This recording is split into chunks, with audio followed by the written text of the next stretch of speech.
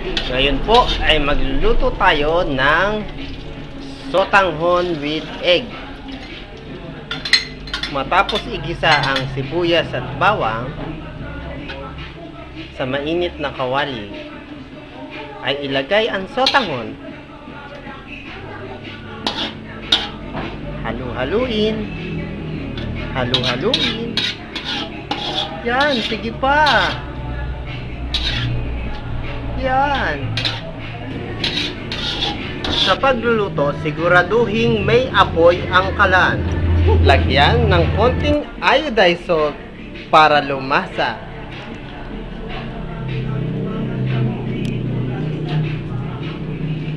Yan. Halu-haluin. Halu-haluin. Halu-haluin. Pag malambot na ang sotanghon, halu-haluin, halu-haluin para maghiwa-hiwalay. Yan. Siguraduhin may apoy pa rin. Kumuha ng durog na paminta. Budburan ng konting paminta ang nilulutong sotanghon.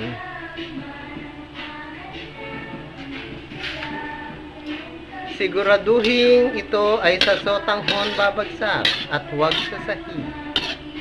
Halu-haluin, halu-haluin. Ang dami ng paminta ay depende sa kakain, kung ang panlasa niya ay maanghang o matabang. Sunod, kumuha ng itlog. Ihanda ang itlog para ilagay sa nilulutong sotanghon with egg. Kumuha ng kutsara, kung nalalakihan, sa sandok. Biyakin ang itlog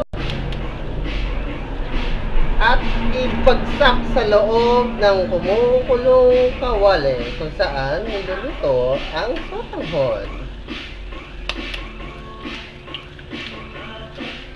At lagyan pa ng isang itlog kung dalawa kayong kakain.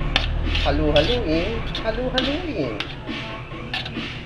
Yan, mukhang masarap.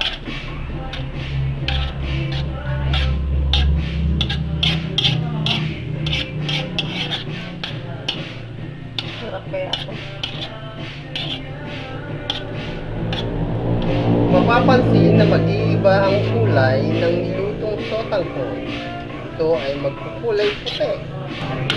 Halu-haluin, halu-haluin.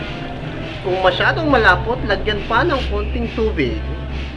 Siguraduhin malinis ang tubig. At halu-haluin, halu-haluin. Ayan. Siguraduhin may apoy pa rin. Halu-haluin, halu-haluin. Pwede nyo nang tikman. Mukhang masarap na. Iwasang wag ma-overcook. Dagdagan pa ng konting asin kung walang lasa. At halu-haluin, halu-haluin. Iwasang ma-overcook ang sotanghon. At itikman natin ang luto. Sarap! Pwede na!